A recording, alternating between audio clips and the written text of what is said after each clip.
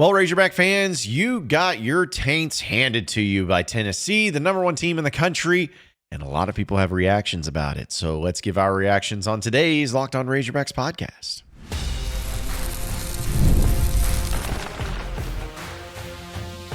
You are Locked On Razorbacks, your daily podcast on the Arkansas Razorbacks, part of the Locked On Podcast Network, your team every day. And welcome into the Locked On Razorbacks podcast. I am your host, John Nabors. I am also the host of Inside Arkansas Live, which you can catch every weekday starting at noon on Inside Arkansas and InsideArkansas.com. Today's episode is brought to you by Game Time. Download the Game Time app, create code, and use code LOCKEDONCollege for $20 off your first purchase. Hope everybody had a wonderful weekend. As you can probably tell by the sound of my voice, it's a little bit on the froggier side.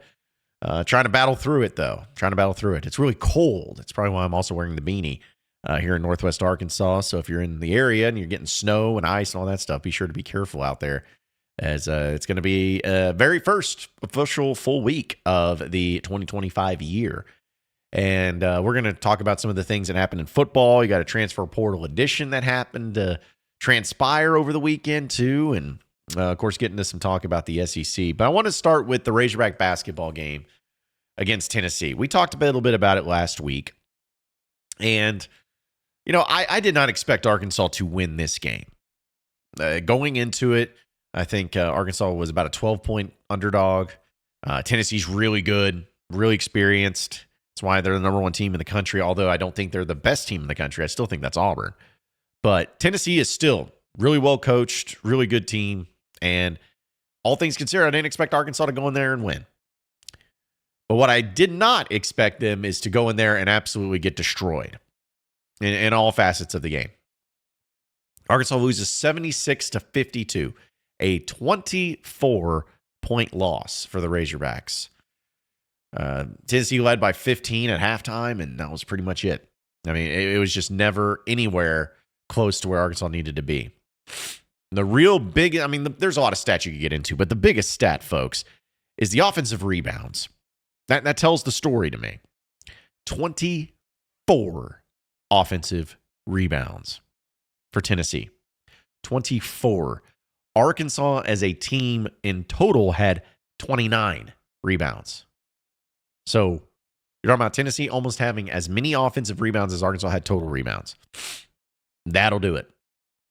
Surprisingly, though, Tennessee did not have a lot of second chance points, comparatively speaking, to those rebounds, as they only were able to get 16, because Arkansas had 9 offensive rebounds and got 10. So, you know, you could take that for what it is, but it was just bad. It was just a very bad performance by Arkansas, and they just got out-muscled, out-physicaled, out everything. Tennessee, Lanier just, dude goes for 29 points. And he shot the ball 20 times. That was great. But then he also had Milicic go for, 13 points and 18 rebounds? Not too shabby for him. The only thing that Arkansas really did well is block shots in this game, because Arkansas did have quite a few block shots compared to Tennessee, 10 of them. But, I mean, that's really where it ends. Arkansas had 9 assists to 15 turnovers and weren't passing the ball very well. They couldn't hit three-pointers because they went 6 of 29. They couldn't hit free throws because they went 6 of 13. You just got bullied. Plain and simple, you got bullied. Nobody really had a great game except for DJ Wagner. May have been your best guy. He had 17 points, 6 of 12 from the field, but had 2 rebounds, 3 assists, but 4 turnovers. So it killed you there. Boogie Flan also had double-digit points, 12 points. 3 rebounds, 3 assists, only 1 turnover, 3 steals. So just not a very efficient game for him. But even if they had, it was just, you got beat, plain and simple, by a much better team, a much superior team in Tennessee. That's what it comes down to. So what does it mean? Well, you know, I'm not sitting here and trying to say all's well that ends well and no problems. Like, there is problems. You don't want to get beat. I don't care how good the other team is. If you consider yourself a good team, you don't need to go and get beat by nearly 30 points. Just cannot happen. I keep waiting and hoping that this team is going to figure some things out. But the SEC is loaded. I mean, for crying out loud, this Arkansas team this year, if they were assembled and put together 10 years ago, they'd probably be the best team in the SEC. But in today's SEC, it's just stupid good. So I'm taking that into consideration. But it's just the basic things that seem to really haunt this team, to where you have bad switching. Just over and over and over again, bad switching. I didn't play basketball at a high level. I didn't coach or anything like that. And so maybe some of you are going to be yelling at me in the comments, being like, "You're an idiot.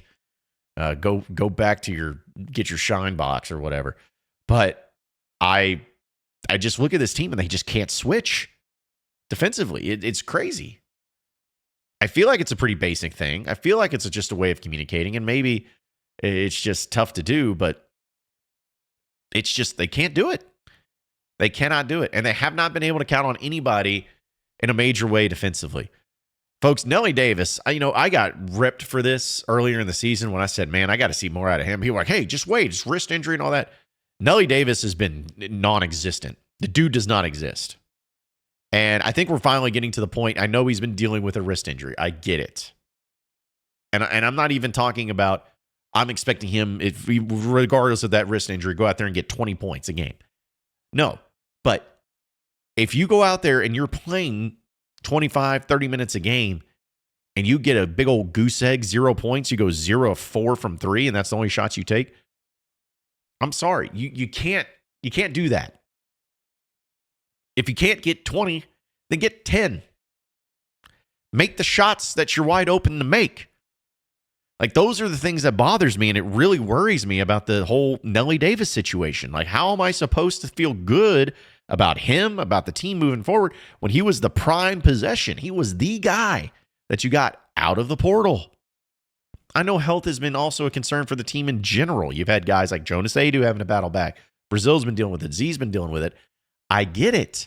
And that's not what I am saying to where, I'm not overlooking that. I'm just saying that even with those injuries and the things that have come along, it still does not explain some of the things that this team is going through and some of the problems that they're having.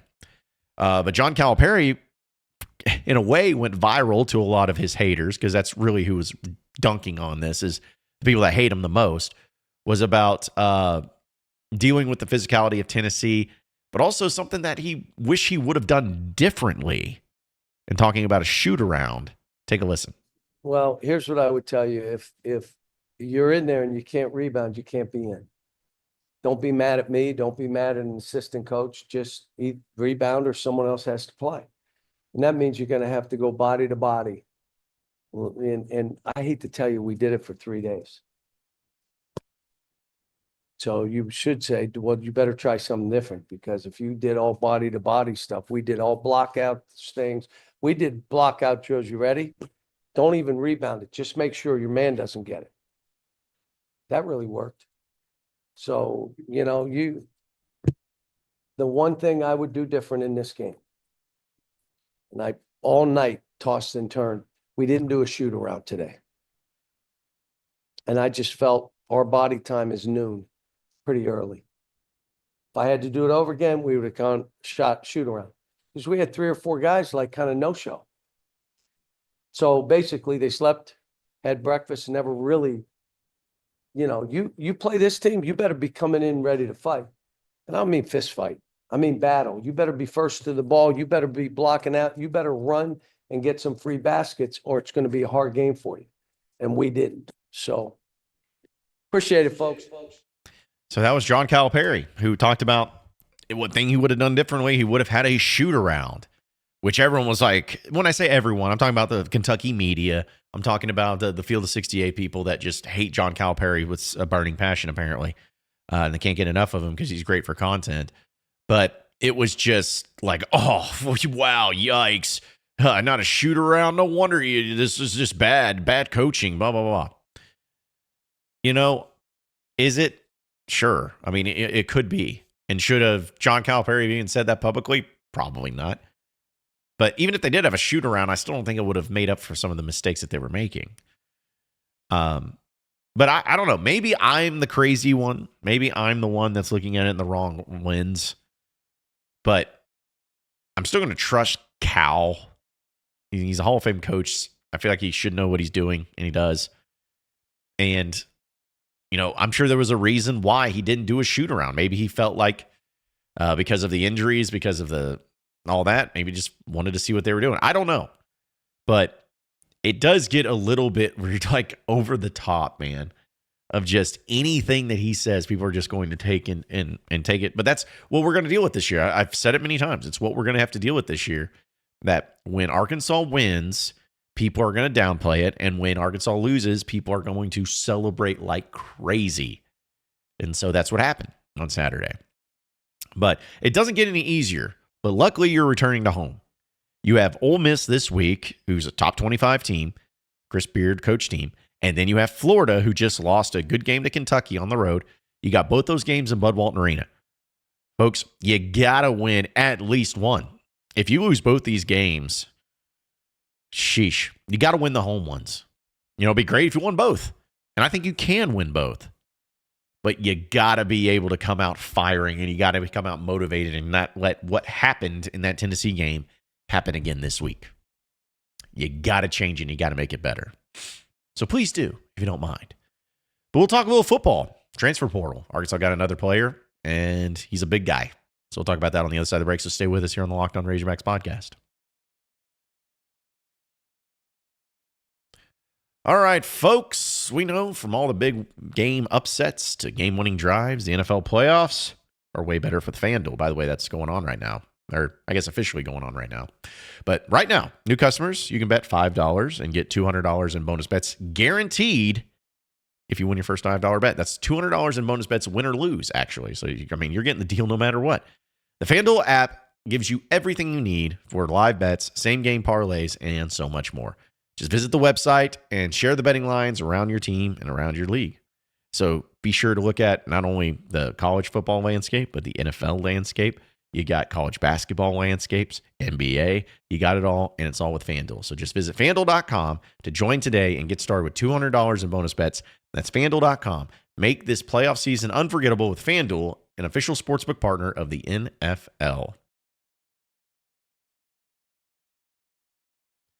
All right, so moving on into the next segment of the Locked On Razorbacks podcast. So Arkansas added another player to the roster for the Razorback football team in 2025.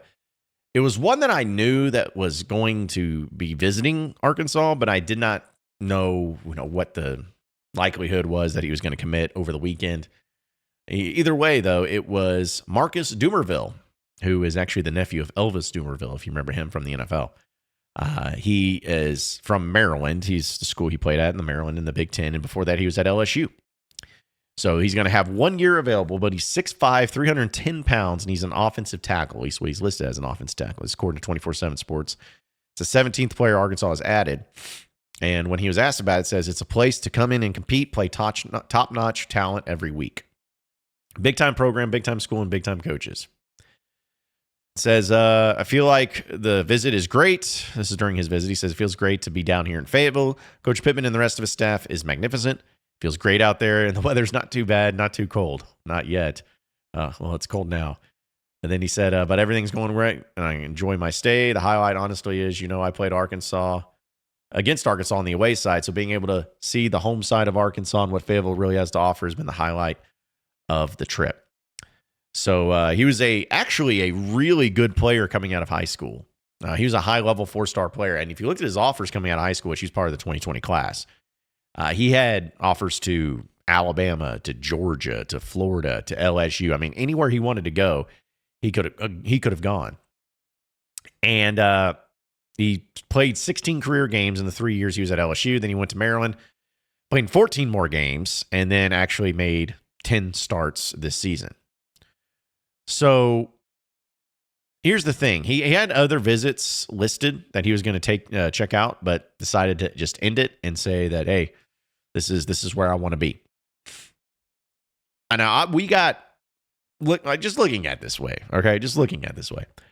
The offensive line has been hit pretty heavily with guys going out, But with guys coming in, it's been fascinating because you have gotten players where you've gotten a center, for instance. Caden Kittler is the guy from UCF. He's a center. He's coming in to play center. That's his thing. So, like, he's coming in. But, like, Jaquan McCrory, big dude from Oregon, that's a tackle. All right? Kavion Broussard from Ole Miss, that's a tackle. You're talking about, the guys that you're still returning, like Fernando Carmona, a tackle. They really hit the tackle side of things pretty often. And I've always felt like, again, I'm not a coach, but I've always felt like the way and the approach of the offensive line where you're just like, oh, let's just get the 5 best guys and then just plug them in. Even though this guy may be really, really good at tackle, but we need the extra, but he may be like decent at guard and we need help there. Let's just move him in there. And then he's not his natural position. All of that. It's like the cross training type of deal. Kind of reminds me, for a lot of you may play the NCAA football game on EA Sports. It's like when you go on your depth chart and you're like, well, this guy's a 90 at the right tackle position, but if I move him over to the guard, he's like an 81, which happens to be better than the guy who's 79 at that position. Like that's what it reminds me of. And I just don't know if I really have cared too much for that. And I'm wondering if that's the way that Mateos and Pittman are approaching it. It's just, hey, let's just get the best 5 guys, regardless of if they're tackles or guards or centers, and then just put it together. Now, it could work out. But I don't know. I've just always felt like when you're moving guys around so much and getting them out of their natural position, there's a lot more of a learning curve. There's no guarantees that they're going to be able to, acknowledge it and move forward with it. Like Addison Nichols having the center position, all that. So it could become something that's a little bit concerning. However, the opposite side of that would be a matter of this perception, like looking at through it this lens. The whole purpose of this transfer portal is to get better players and to get better as a team. And when you're looking at the units that got hit pretty hard with the transfers leaving and the ones you're trying to bring in, it's a matter of, did you improve? Did you get better? So the question becomes, with the offensive line, where it stands right now, which I still think they got some work to do, and they will have some work to do. I still think the spring transfer portal will be big. But if you think about the overall side of things for the offensive line, where it's at right now, where it stands, are you better now than what you were this past season? Now, your answer may be yes, maybe no, whatever. But my approach to it is, as much as I actually liked Patrick Kudus and Josh Braun and Addison Nichols, I mean, those guys are going to other SEC schools for a reason. My approach to it is that I don't know if they're going to be better, but they're not going to be worse. And as weird as it is to say, that's comforting to me. Because I would rather roll what you would be getting if you had these offensive line coming back with Braun, Nichols, and all those. What you would be getting. But since we've seen it already, okay, well, what about this? What about this group?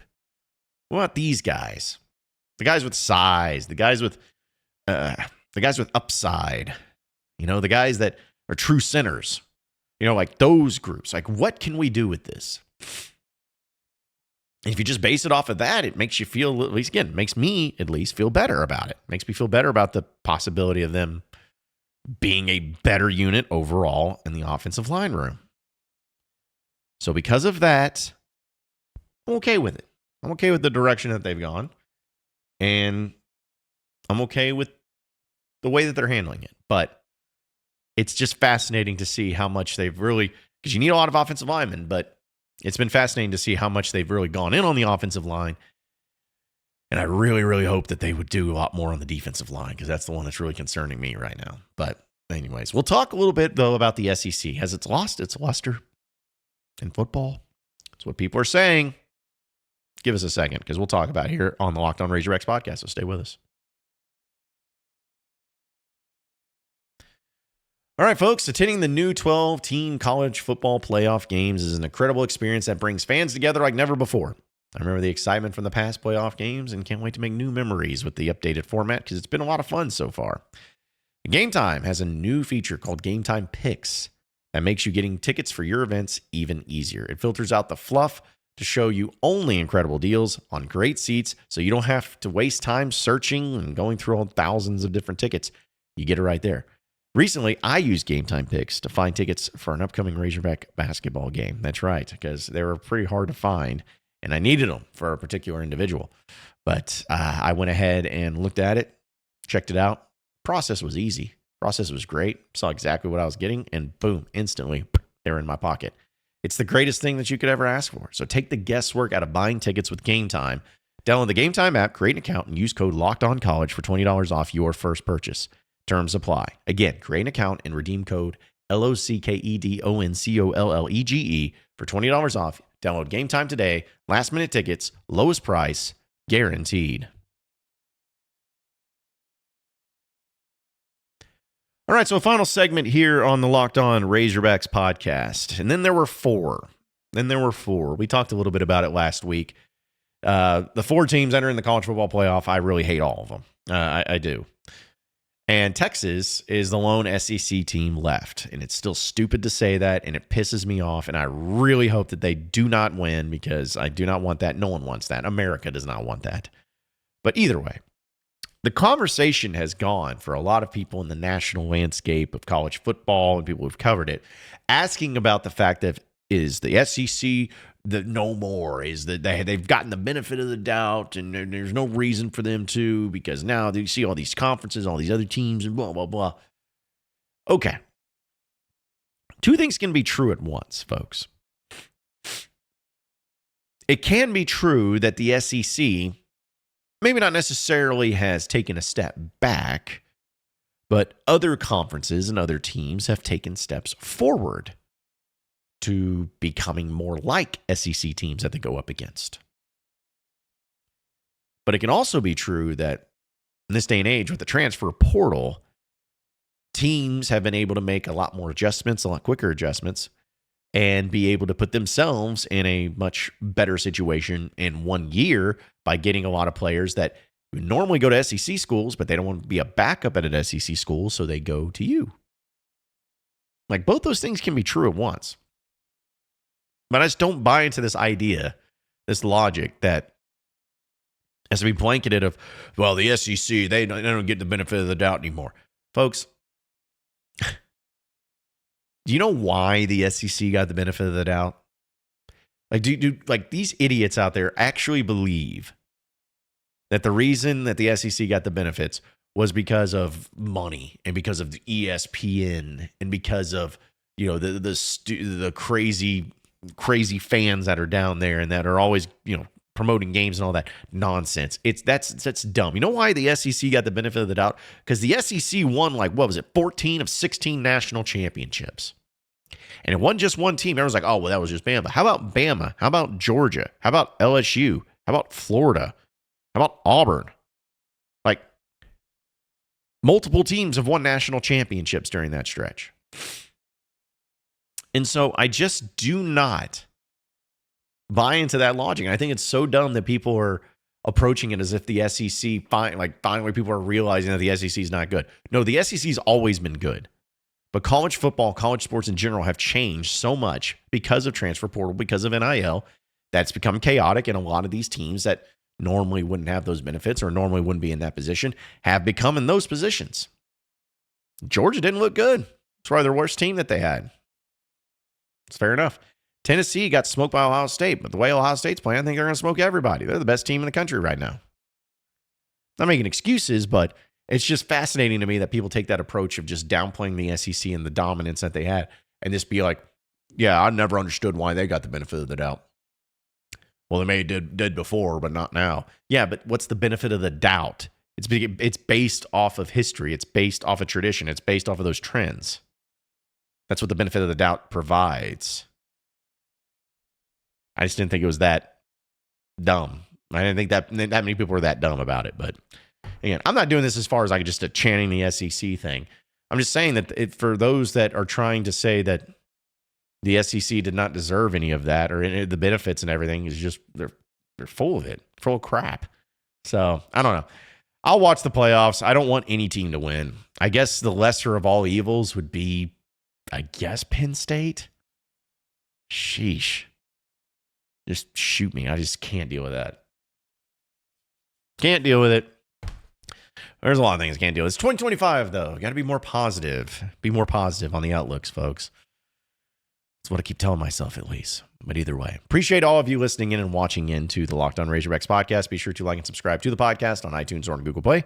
You can also get after me on Twitter at John Nabors Show for any questions, comments, concerns that you may have, and we'll keep it going from there. Same podcast time, same podcast channel tomorrow afternoon. Have a great rest of your day, everybody. We'll see you then.